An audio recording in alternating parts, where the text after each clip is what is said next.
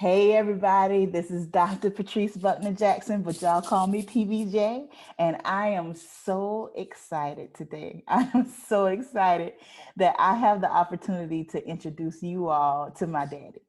Now, I told you all last week that I'm a daddy's girl. I'm a self-proclaimed daddy's girl at 40 years old. And today, you all get a little taste of that and you get to learn why that's so real to me. So my dad is here, Colonel retired George Fredrick, but I call him Daddy. Daddy, say hello to the people. Good morning. How are y'all? I'm so excited about this conversation, y'all. This is, if it never goes out to anybody else, this is going to be for us. This is kind of what we do on Saturday mornings, not on Zoom, but whenever we can on Saturday mornings with a cup of coffee, we're on the phone and we're figuring life out. We got a lot of answers for this world. I wish they would listen, but I just appreciate this bond and this connection that we have. So let's get into it.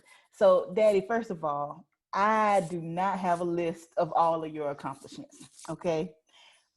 But just to name a few. So retired colonel from the Army, you have a doctorate degree, you do research, you're an administrator at an institution of higher education. People call on you from all over this country for wisdom and for guidance and to help them with different projects. And somebody might look at all of those accomplishments and think there's no way. How in the world? That mark is too high. Or they might think they should be doing all of that right now. Please help us out. Tell us, introduce us to 20, 30-year-old Fred. That is I hope y'all want ready for some real talk because I'm going to tell the truth. I have nothing to hide. I'm out of the Army now, so they can't do anything to me. Give it to me. But the 20, let me give you my story. My father was in the Army.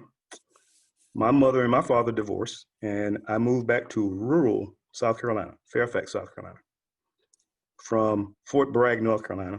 Very intercultural, moving military town. And so it was a little bit of culture shock. But I did well. My mother and my grandmother loved me. I was the only child. My mother was the only child. My grandmother was the only child. My great-grandfather was the only child. There was a pattern in our family. So might have been somewhat fatherless, but motherful and just full of love.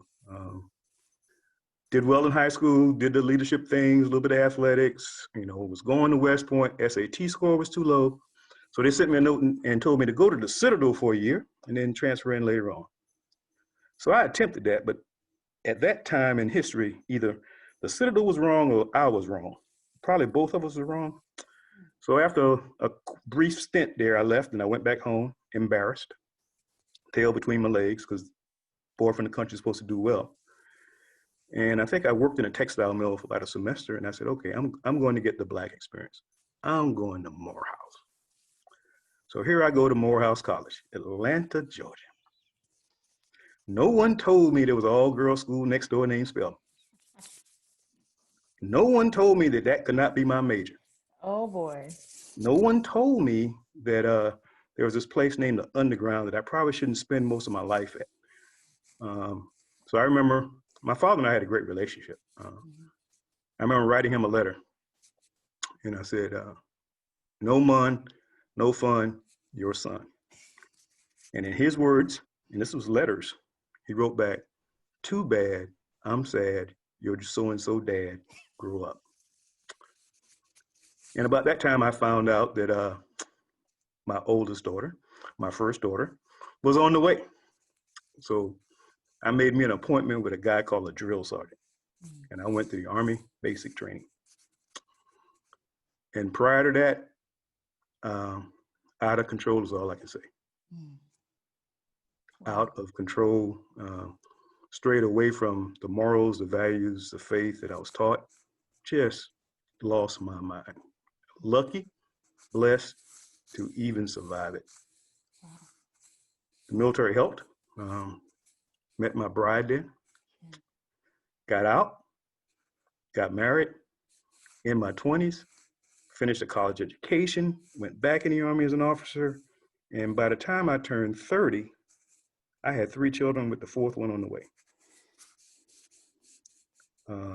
So the early part of the 20s, I call it where I lost my mind. Somewhere about 24, 25, I regathered my mind, but I paid consequences for some of the mistakes I made. Mm. Some of the people I hurt, some of the dumb financial decisions I made, just because I wasn't in the right place. Yeah. But I learned from them, and I still continue to learn. Yeah. And then the 30s came. In the 30s, I almost full circle, 4 children, bought the home in the suburb. In Texas, they gave you a lot of house. I remember my first house was 3,500 square foot for $88,000. Oh my goodness. 2-car garage. We had 2 cars. We had the kids. We had, I think one of them, I think Naije or Lamont, I think we even had them in private school, you know. Mm-hmm. Had connected to a good church, not great, but a good church. Had got that balance. Mm-hmm. Army was getting good. I mean, I didn't really like running growing up, but it looks somehow or another, I equated the analysis to, man, the more I run, the more money I make. I got promoted. Yeah. I kept getting promoted. Yeah. But I was also conscious because I was an infantry officer. And in the infantry, there are not a lot of African-American officers. There are not a lot of Hispanic officers. So that probably, some would say pressure. I won't say pressure. I would say that added to my professionalism. Because I wasn't going to let the people that come behind me pay a price for my stupid mistakes. Mm. So I probably struggled a little bit with balance in terms of work, family, and that kind of stuff. Yeah. Probably still do. Need to work on that a little bit. But that probably was a driving force because I knew nobody's going to give me anything.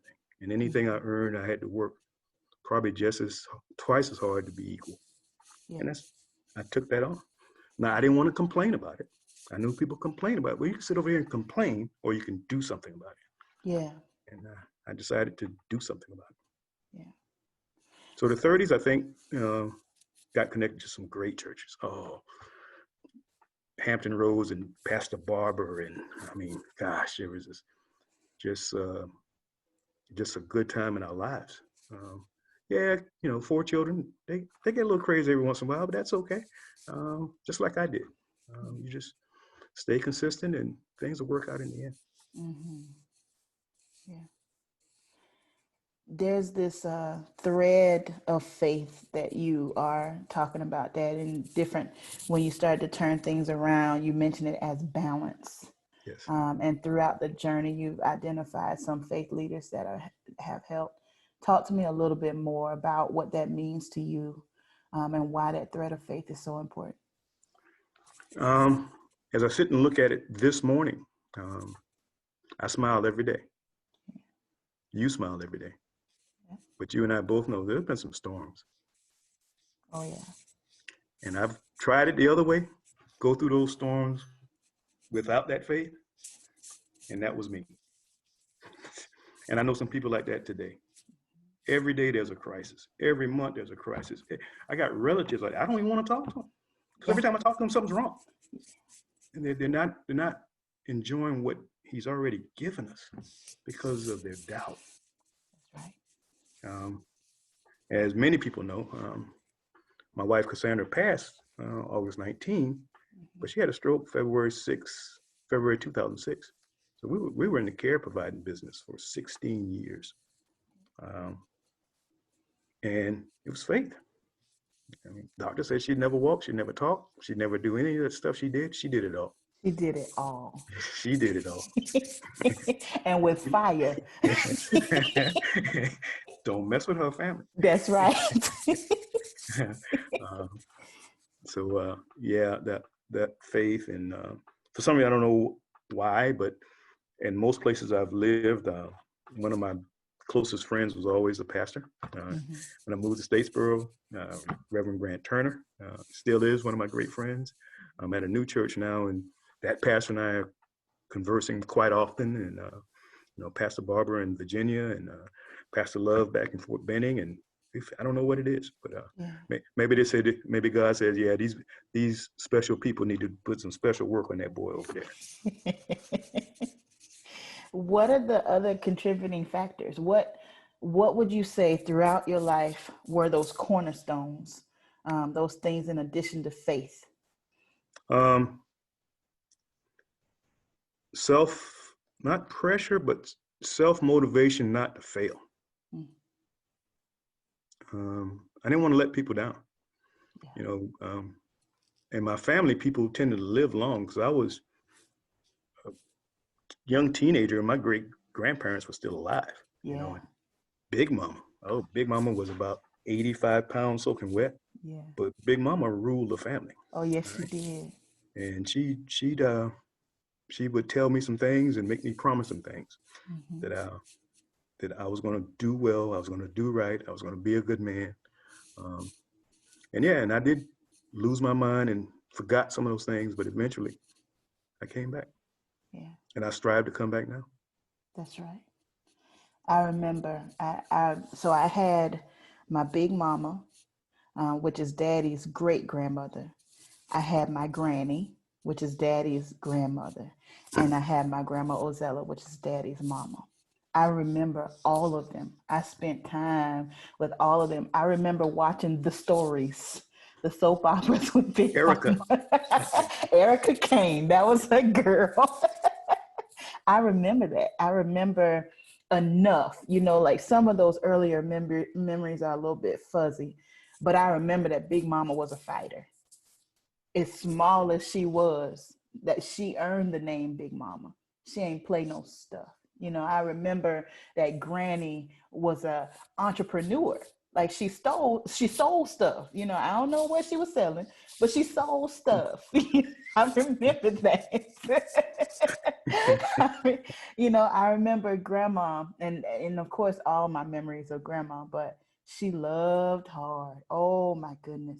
And loved on everybody. Everybody was your cousin, everybody was your kin, and they knew if they showed up at the door, she was gonna feed them and take care of In them. fact, one of Big Mama things I never forget, she was raising chickens, Mm. and I was over there, just her and I were outside, and she said, "You see them chickens, boy?" I said, "Yes, ma'am."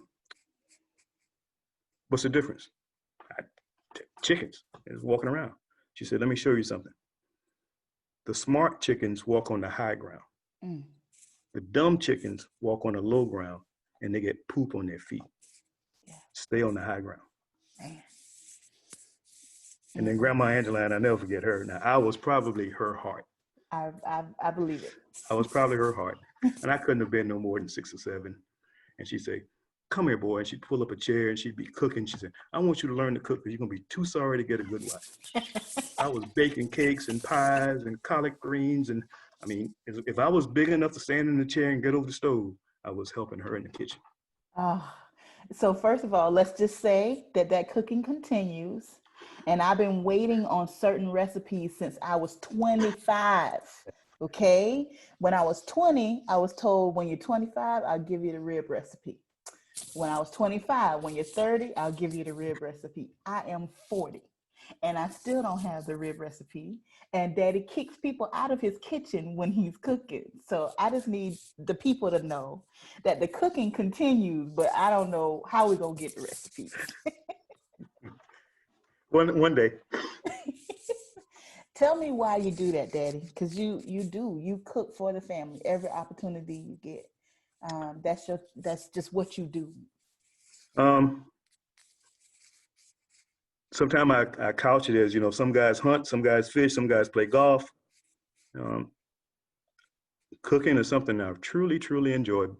As Grandma said, there's only 3 things you need to be successful in the kitchen. You need plenty of time, you need good ingredients, and you need love. If you got those 3 things, whatever you're doing, whatever you put in that pot, it's going to be fine. Yeah. And that was something, especially, after Mom had the stroke, that I could do the way our house is set up. I could be in the kitchen cooking, just look over there and see her, and I could always kind of balance both. And by the way, she was the best food critic in the world. She could smell it True. and say, she she was honest, brutally honest. I don't know what you did this time, but It's true. so it just grew, and it Yeah, always it's joy. Families together, and what do? We eat. yeah, yeah. And it always brings us home. Yeah, It always brings us home, no matter what, especially in the holidays. And this year is a little different. It's a little different. It's interesting. We'll figure it out though. But during this time of year, all I'm thinking about is getting home. Yeah, it brings us home. So last episode 9, I shared my perspective of some of our journey and how we got to where we are right now. Is there any perspective that you would like to add to that story? yeah. I just want I'll take this platform to say publicly, um, I still to this day have great respect for your mother. Patricia is a wonderful lady, and she did a great job with you. Yeah. One of the things I really respect about her that I didn't see in a lot of people that had situations like us, um, was that whatever happened between her and I stayed between her and I. That's right. It wasn't the family business, it wasn't the town business, it wasn't the whoever business, it was our business, and that was it. And I really, really, really respect that. Um, it was not easy, but I knew something in my heart just told me, said, stay consistent, be there when you can. Let me remind her, I'm reading Patrick Lencioni, and he says, leaders need to be chief reminding officers. Oh, that's good. And something told me back then, years ago, every chance I get, tell you or try to show you that I love you. And I knew that this relationship would be good. I didn't know it would be this great. Yeah. Yeah.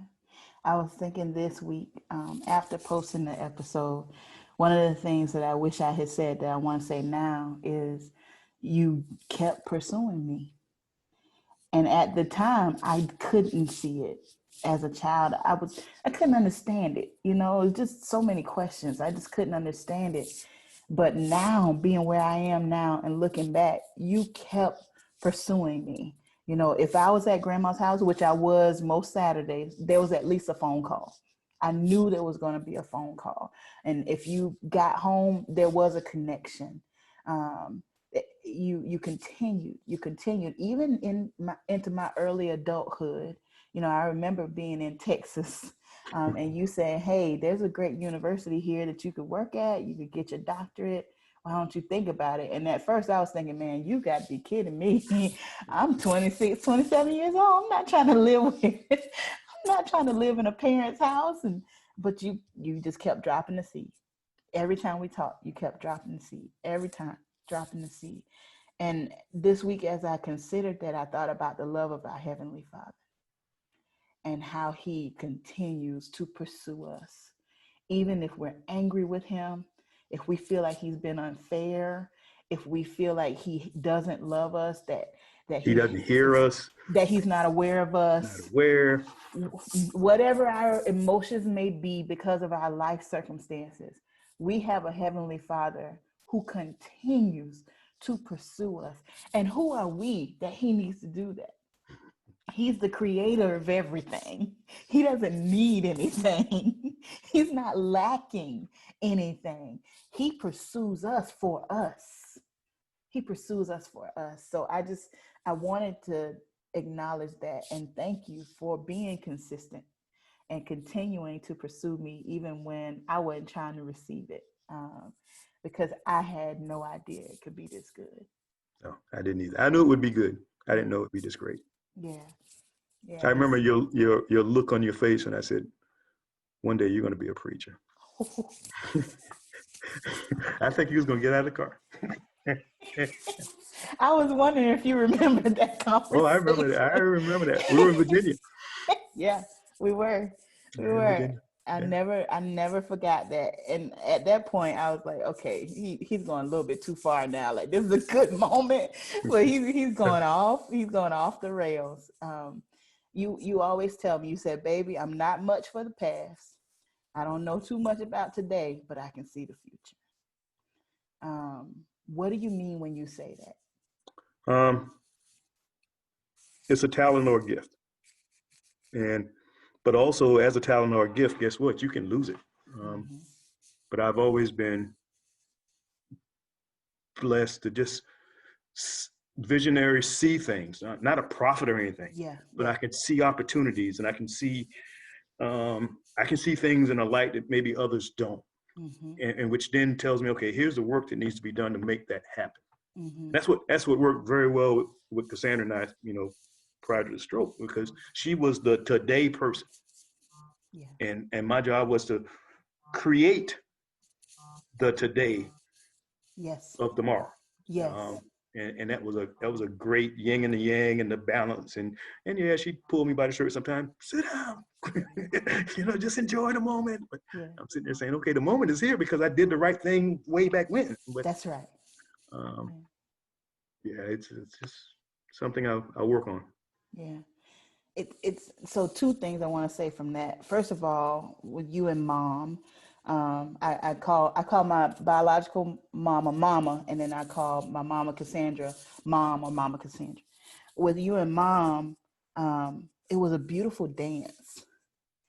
It was a beautiful dance, and so often we think we need to attract somebody like that's like us, and I really think that oftentimes that'll be a mess. The marriages and the relationships that I've seen flourish and grow and have some strength to it, not perfect, but have strength to it, are people who kind of complement, kind of that strengths quest kind of thing.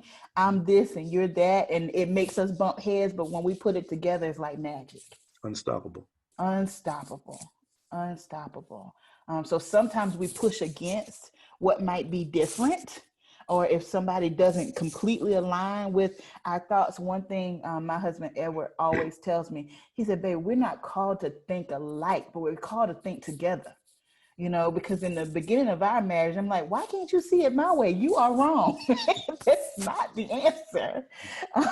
But he reminds me all the time, we're not supposed to think alike, but we are supposed to think together.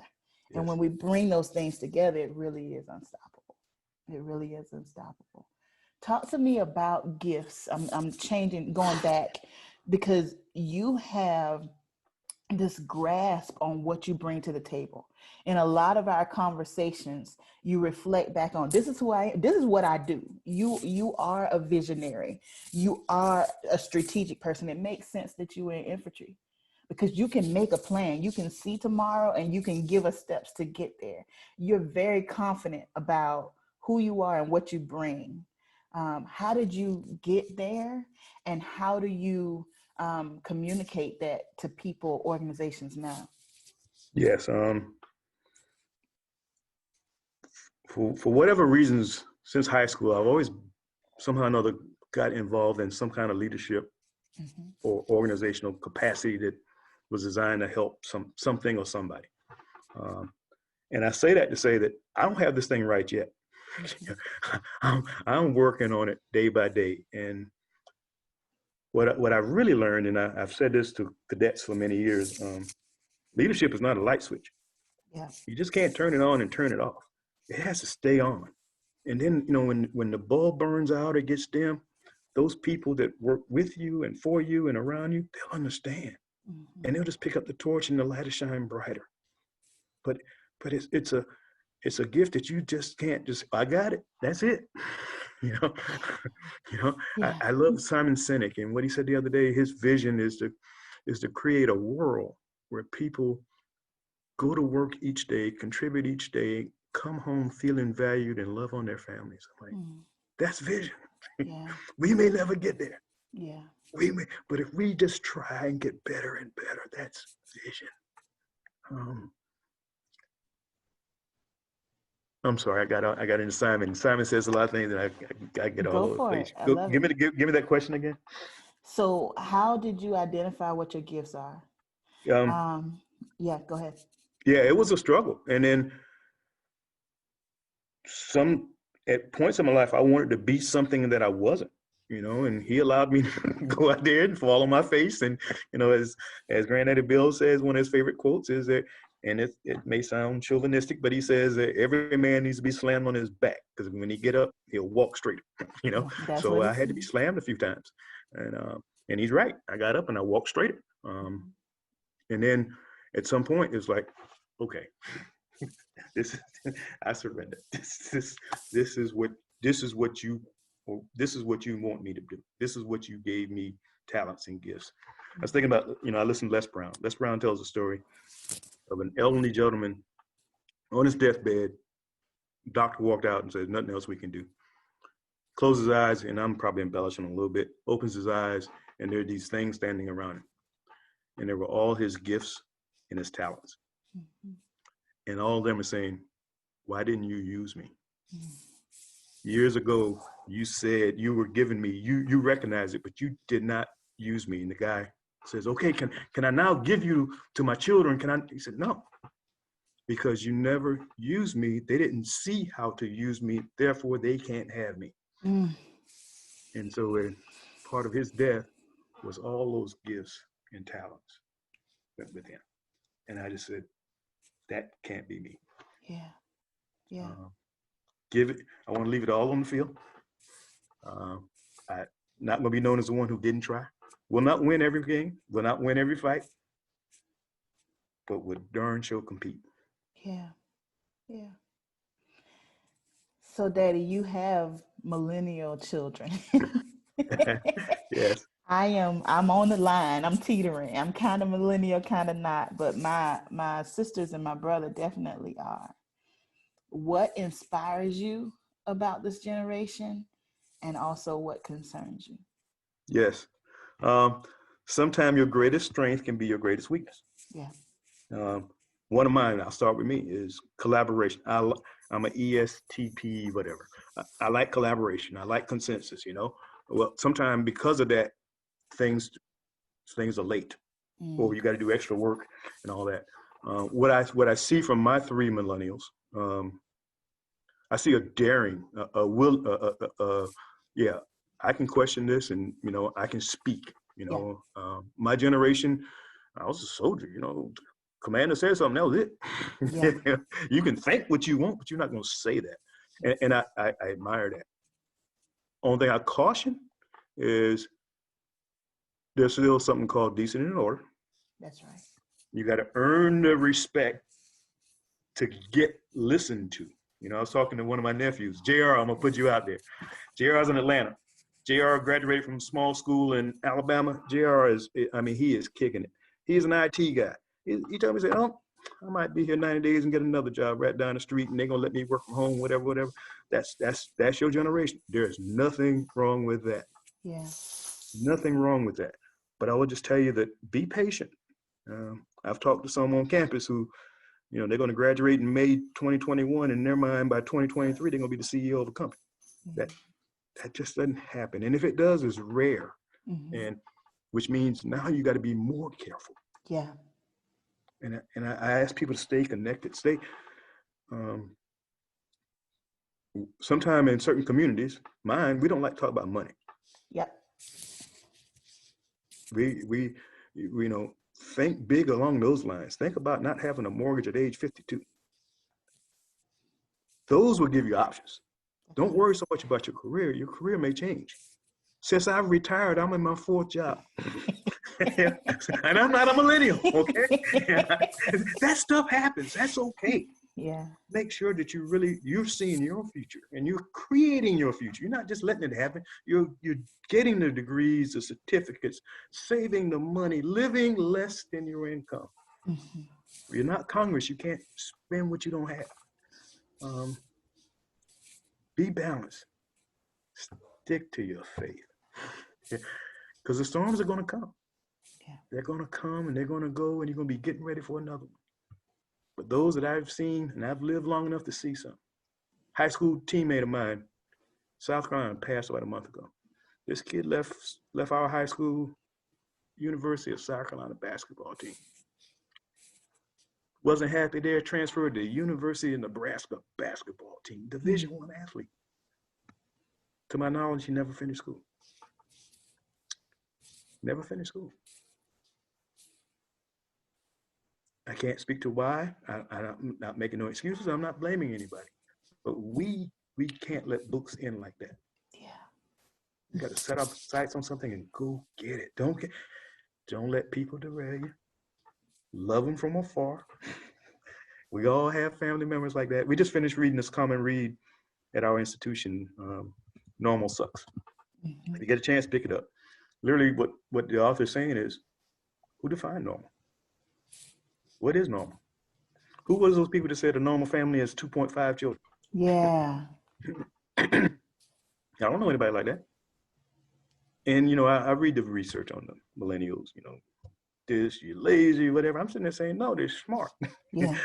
they're very aggressive. The only thing I'm asking them to do is just understand it is a process. And part of that process is the maturing of them, just like my crazy 20s, okay?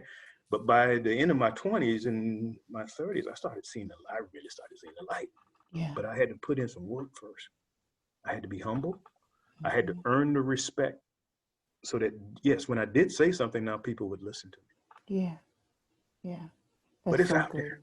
It's out there. Opportunities out there. I was talking to a young person the other day. He was telling me how jacked up things are, and his issue was around he just didn't think he made enough money, and he don't know how to ask for a raise. I said, go get another job. Go get another job. Go get a gig job. Drive Uber. But don't sit Yes. there and just wallow and complain.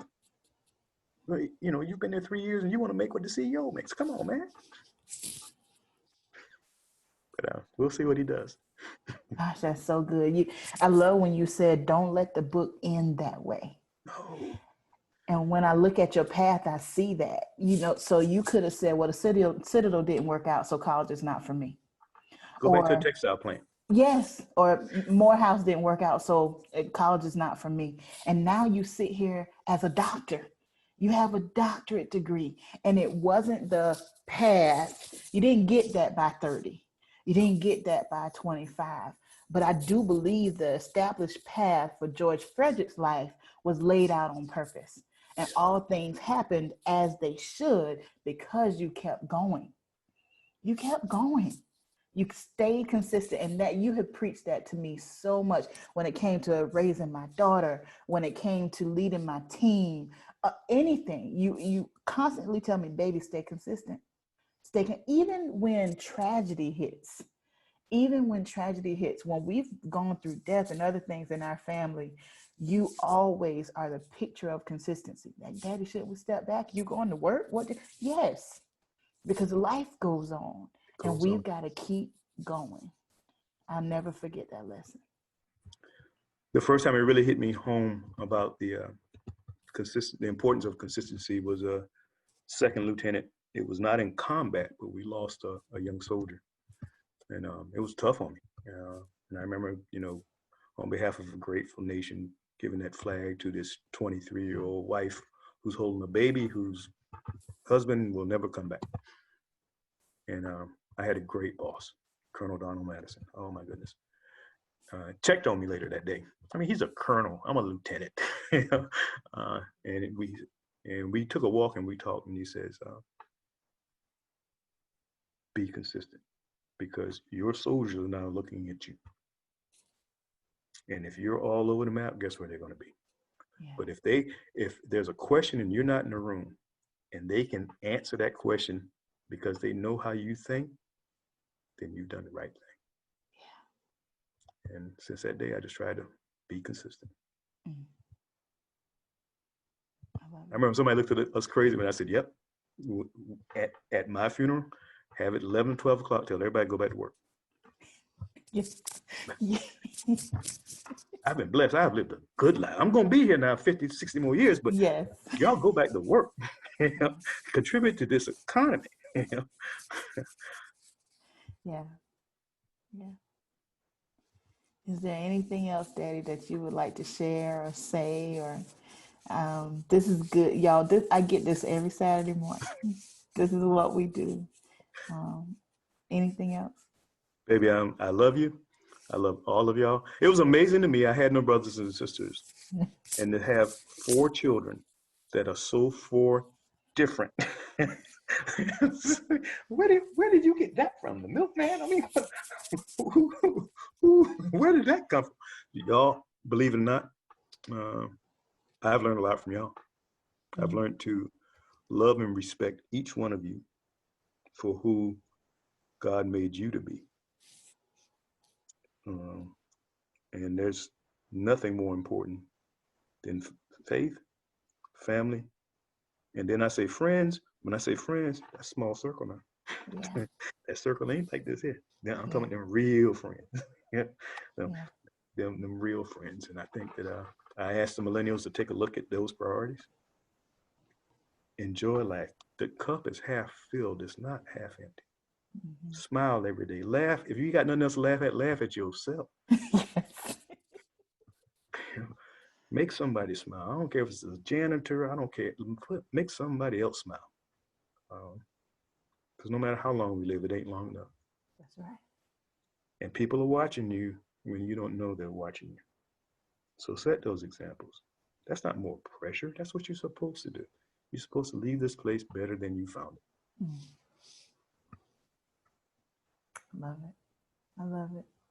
Well, y'all, that's all. That's all for this week. And it always fills my cup to talk to my daddy. And I wanted to share that, our personal moments. I wanted to share that with you all. And on behalf of me and my daddy, I want to remind you that you are powerful, you are significant, and you are loved. Love always. PBJ.